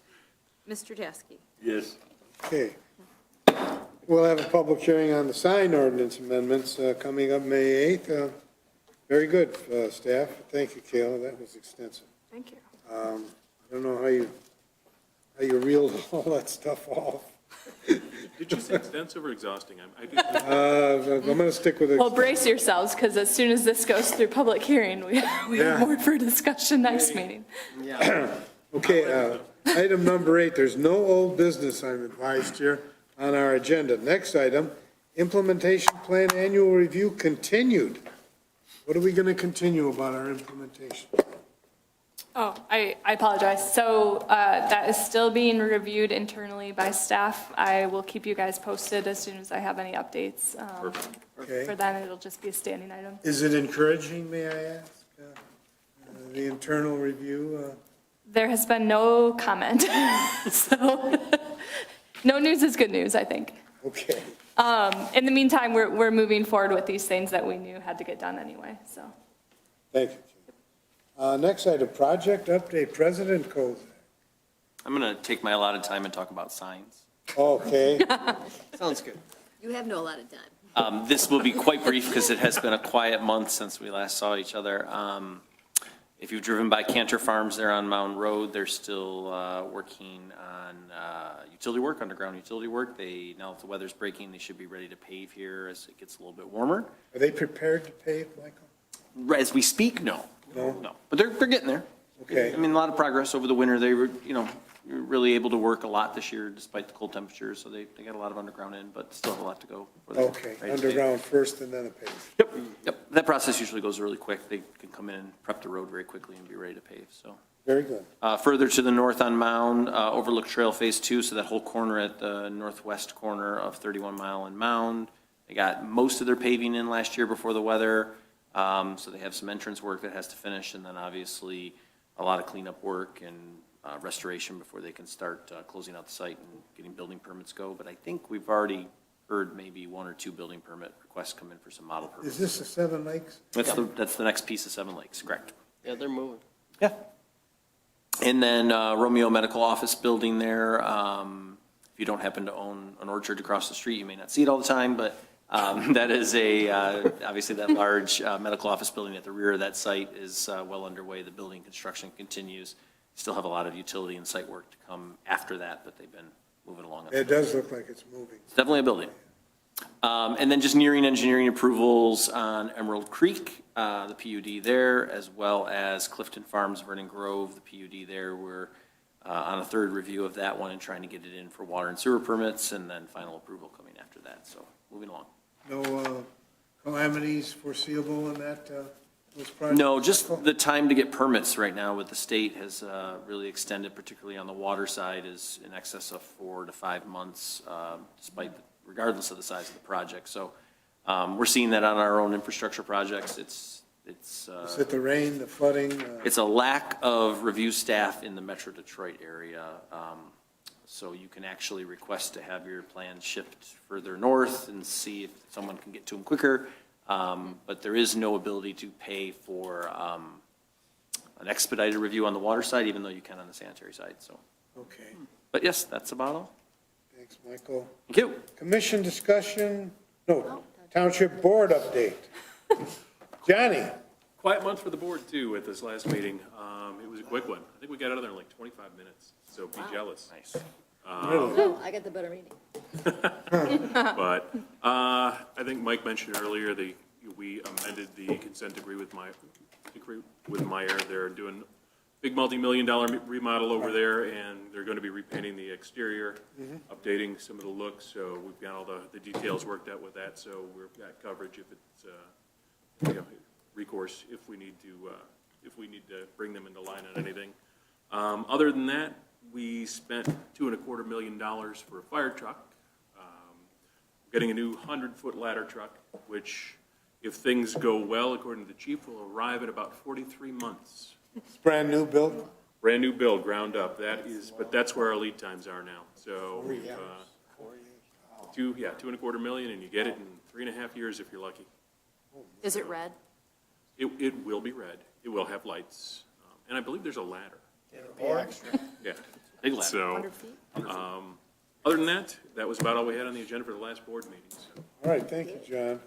Commission discussion. Commissioners, any discussion? Like we discussed out? Yeah, we Okay. can talk. We are just Oh, how does everyone like the binders? I love the binders. Nice. Okay. You like that? I did hear. What was Thank it? you. How do you like the Like very binders? organized. Just I make think sure, it's, make sure to leave them at Yeah. the table. You got your signed, non-signed, and the binder. Appreciate it. Good. Good job on the binders. I like those binders. Yeah, Good hard work, thank you. all right. Well, with that, maybe a motion to adjourn? We can't. He's not here to do it. Oh, I guess we can adjourn. think we should ask if they have anything? Somebody want to stand in for Pete? What's that? Oh, if they have any Do you think questions. they have any questions or comments? to make? We have some folks in the audience. If you got any comments or questions, Because they're waiting. come on down. I'm thinking they must have something. Thank you, Abby. It's all right, I know the feeling. We had a lot of phone calls on the club Oh, is that right? members that wanted to join. Want to join up? Yeah. Perfect. I'll take the membership fees anytime they want to send it to me. My name is Alvin Smith. I live at 59537 Kittle Road. And this is just probably one question for Dana. When you guys go through like a proposed rezoning for a piece of property, is it mandatory that someone puts a sign up that says this property is going to be rezoned? I see a lot of them in Shelby Township. I've seen very few in Washington through the years. Yeah, it was, in the past, we had signs that were made, and then it was decided by the prior administration that they were no longer going to post the signs. It was discussed at the prior administration about having those back, but we haven't had any guidance as to if that is how they would like to proceed with rezonings for PUDs. Who would I moan to get possibly something started about getting a sign put up that says this is going to be rezoned? I think it's a good question. Does that fall into anything that we just went through with the sign? I know, again, to read the sign, to enforce it type of thing. That would be under noticing, and if it needs to happen at the board level, probably So John's you're always the welcome to come to the board Support. meeting. We have a public comment section, and we'd be welcome to listen to you and hear what you got to say. Yeah, I don't know why it was discontinued. Because our staff was the one that was putting the signs together, putting them out, and then having to go try to get them out of the ground year-round. I think if I could suggest that that be part of, the developer or whoever's proposing its responsibility as part of the application. Make that part of the application So it takes process. us out of that equation, just because, to add that on to our responsibilities to ensure that a sign is posted for the duration is just, that was the reason why we stopped doing that, because it was a challenge. If that's something we need to take up at the board level, we can. Yeah, you can come up with. I think it's a good idea. Leave everything in here. I think public notice is always a good idea. Yeah. I'm just I think taking so too, and certainly whoever's proposing the rezoning should be paying for it. Absolutely. Yeah, Yeah. for Well, sure. We've got requirements for signage whenever they propose a new development. They've got to put a sign up, don't they? Isn't there something like that? No. Did we used to have They that? usually want one. Well, we used to have development, like real estate, like coming soon, signs that Right. were allowed for 2 years. That was our current ordinance, but this, our new ordinance is that limited duration, in which they could apply for that. But if you've seen, a lot of the subdivision, or a lot of the developments have put their entryways in very, very quickly. Even before they got some of the site work complete, they've asked to have that in for that purpose. I think that would be appropriate to put into, somewhere in the During the notice period. that it would application be- package that they notice the public with a sign that there's a zoning change request. You gotta have specs for them. I Yeah. would say come up with specifications for Something what that sign that- needs and- to say, where and we it's would gotta take that go. up. We found Located Can the appropriately. board handle that, John? I think we could lift that. Okay. That'd be a good one. They would Work probably with kick us it back to you if you're trying to guys. do Work with You your, never know. Well, we're ready. We install. work with your planner. I'm that's a sure good she can give you the suggestion. We're guidelines. not Dana's trying got to an hide idea or two anything, about it. and they find out Would, Also have a whole Through room the- full of them. grapevine. You have old and signs? stuff. They're nice, heavy red plywood that looks like a ransom note. Perhaps we can rent Because of all the those. stickers There you go. over the years of, we couldn't match it, and it just, We can rent those to developers for a fee. Well, we used to, and then that, again, it would be nice to just eliminate off to us them. being, In involved, the and loop. having that be a requirement of, if it's a PUD, if it's a rezoning, Property additional owners. rezoning, I think it's a the reasonable applicant's, request. Yeah. responsibility to abs- properly notice during the duration of the public hearing, Absolutely. Yeah. And I think it helps to make the resident, I think we're the ones that started that, to make the residents aware that this is occurring and it's not something you're trying to do behind their backs. Exactly, yeah. And because they don't always see notices, they don't keep up, they have busy lives, and when Yeah. it's right in their face, oh, I live in this area, I see this is going on, and they check it out, and it just, I don't know. What is our notice perimeter for mailings? 300 feet. So it gives a lot more people an opportunity to know it and speak to it if they want to. Yeah. Yeah, or to at least inquire about it, Yeah, to jump on a website, to call Dana. I like the idea of bringing that back somehow. yeah, I do too. So are you going to start a sign company on the side? Here you go. Can I just come to any board meeting and put my hand up and say, There is, or there's is there Public a comment public? times. There's an a time. opportunity for public comments for non-agenda items at any board meeting. And there's one next Wednesday on the 16th. Yes. Thank you. John will Okay. be there. Might show up. Thank you. All right, somebody play Pete. Well, did you have anything to share? Chris, you I good? think he does. Come on up. Come on down. That's why they. Pete? Hold Pete. Pete, hold on. I know. Really, it's more in regards to the master planning. I don't know, like, at what stage you're at with, that development on 31 Mile between Van Dyke and Powell. It got kicked back because they didn't meet all, the requirements. They were, had too much of a density there. Then, I don't know where that project is at, but then I also noticed next door, there's 82 acres for sale. So I assume it would be developed the same as that 70 acres. So does that mean that, whatever that gets approved for, if it's, 300 homes or whatever, that 82 acres will now be able to get, similar, 300 to 400 homes? I'm just kind of curious on how that all plays out. The one you're speaking of was denied at the last meeting. Recommendation. A of recommendation for denial denial. to It the goes to the township township board. board for final. So the township board makes the final call on that. So the process now is the builder has the option to either bring that to the board and request a hearing on it, and the board could either approve and overturn the PC's decision, they could deny it and uphold the PC's decision, or they could kick it back to the PC for further consideration, if they wanted to. So that's where that one sits. With regards to the property next door, I don't know exactly where it sits, but the multifamily zoning out there, the overlay, sits along the highway section. So even if that is developed, it's probably outside of that multifamily I think zone. that falls in the residential. And it's not a zoning district, just to clarify. overlay. Nothing's been Okay. rezoned. Okay. It's just a master plan, future land use category. okay. So the Washington Creek development that you're referring to came Right, in under a PUD process. And it would be similar there if that property were to come in, unless it's being rezoned, it would come in through that PUD and it would go through that whole same set of consideration. There's nothing that's guaranteed. Okay. Yeah, I just didn't know if, whatever this, that Washington Creek got approved for, then that would set a precedent for, for the 82 acres, and you might potentially have, a massive amount of homes, in that area. could've. Yeah, I was they'd just all be curious about considered that. differently. Okay, all right. That's all I got for you. All right. Thanks for Thank you. coming. Thanks, Chris. Thank you. I'd like to make a motion to adjourn. Very good. Seconded, all right, all in favor? Aye. Aye. We're adjourned. Good show. Good job. But the most Yep, important good second job. of the night.